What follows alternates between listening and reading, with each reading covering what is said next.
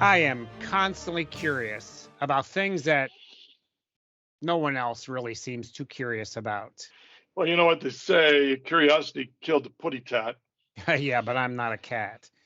But I am curious about where that expression came from. That's not our point today. All right, come on. So let's stay All right. focused. Okay. And what are you curious about today Mm. in Revelation, Michael? Church. Church. Why are you curious about church?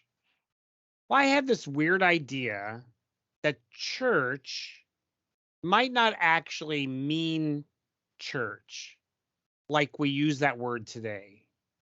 Well, that certainly is a little bit different because, church like is church. Everybody knows that. A huge part of the first part of Revelation is Jesus addressing the seven churches, right? Ephesus, Smyrna, Pergam, Thyatira, Sardis, Philadelphia, and Laodicea. Seven churches. Yeah, well, everybody minus one, me. I'm just curious about that. Okay, okay. Let's go. So, what about it? The Greek word, nearly always translated as church, is ekklesia. English gets words like ecclesiastical from that word. Yeah, I remember studying that in Bible college. It's a compound word meaning the called out ones. Right, the called out ones. But here's the weird part: no words used in the Bible were made up for biblical or spiritual concepts. None of them. Every biblical word was used in regular language for ideas or concepts in the general culture. Then the biblical writers applied them to spiritual realities. So, in the first century, no one in Greek or Roman world knew anything about Christians or Jesus, for that matter of fact, or the church. So, didn't the writers of the New Testament just create a word and call the church ekklesia for the ones called out by Jesus to be his followers? Nope. Ekklesia was a regular word in the Greek language used for something completely different. And that whole issue might change the way we read and understand the entire book of Revelation. Hmm. Yeah, because there's other words that we know about that did that, right? Yeah, Okay. So we want to keep this easy to understand and not too much Greeky stuff. So let's see if we can take this down and interpret it so that mere mortals can understand it in normal English. got it. So, like I said, I'm constantly curious about pretty much everything. In Revelation 1, 2, and 3, the use of ekklesia, translated church, or the plural word churches, comes up a lot. The seven churches in the seven cities of John's region of Asia Minor, Western Turkey, are front and center. So let's really simplify this. Let's take it down to one example, okay?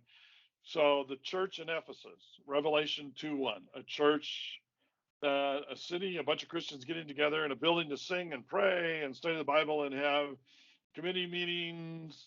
Not. So none of that stuff existed in the first century. Right, exactly. But here's the weird part. I have this really thick reference book called Moulton and Gaydon's Concordance to the Greek Testament, and it lists every use of each Greek word throughout the entire New Testament. It records something really fascinating about the ekklesia in Ephesus. When I first studied this idea, it took me a long time to wrap my head around it. So outside of Revelation and probably the book of Ephesians, there's something mentioned about the church in Ephesus. Okay, so what is that?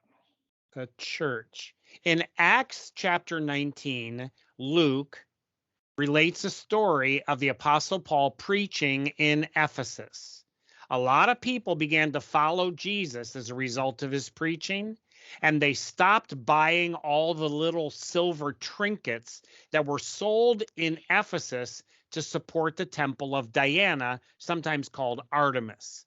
The people who got really upset at the beginning were the silversmiths who made all those little pieces so that people could buy them in the So shop? you're telling me that what we're doing is follow the money again, still, after all these years?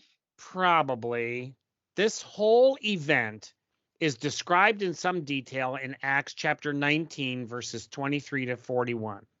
The word ekklesia is used by Luke, a first century writer, 3 times in the story about Paul in Ephesus.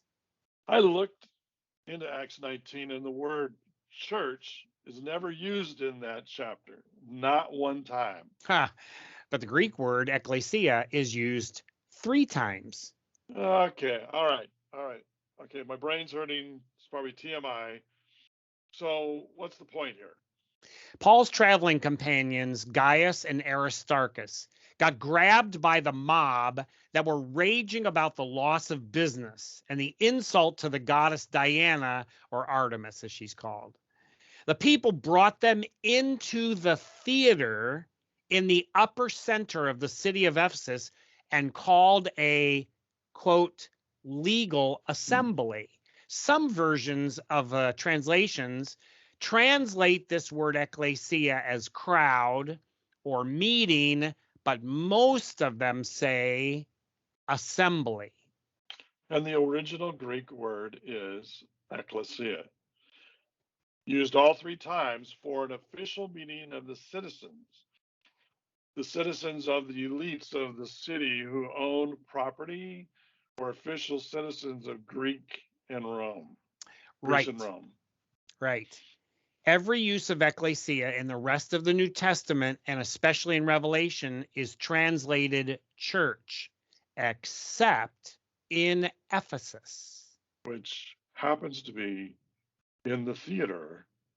And it's the official citizens, not a few Christians meeting for worship or education or fellowship.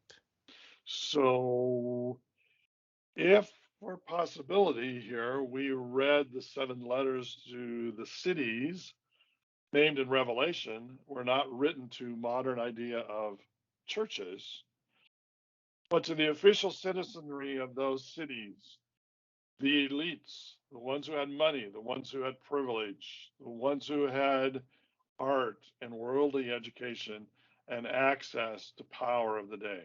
The words of Jesus to the 7 official assemblies, the social and cultural leaders of that day, well, they take on very different meaning. Oh, wait. Isn't Jesus just supposed to stay in the church? I mean, doesn't the church own Jesus and he kind of stays out of the world's business here? Maybe that's a key part of the revealing of Jesus Christ in Revelation. The church doesn't own Jesus. He is Lord of the entire world, all the nations, everyone. He has the right, the privilege to address everyone. So, I mean, he's like the Lord of the church, not the other way around. Yeah. So, this concept opens a really big can of worms. You know, we're talking a number 10 can of worms or more. So, there's way too much to cover in this podcast. You're right. Our point in this podcast is that the English translations won't necessarily give you all the information you want to understand what's in Revelation. So, this is why we wrote Experiencing Revelation. This is the book to be launched in less than a month, February 1st this year, 2022. By the way, Happy New Year. As a print on demand and an ebook on Amazon, and also as an audio book on Audible. Because we understand Revelation as a 3-act dramatic play, we have a team of professional actors who will read the various parts of the voices that create the message of Revelation. So if you will like or follow this page or channel, you'll get new posts. We put them up. All the previous podcasts are available on Facebook at this page, Experiencing Revelation, and on YouTube at our ongoing podcast, Gripping Reality. Until next time, this is West Coast Mike.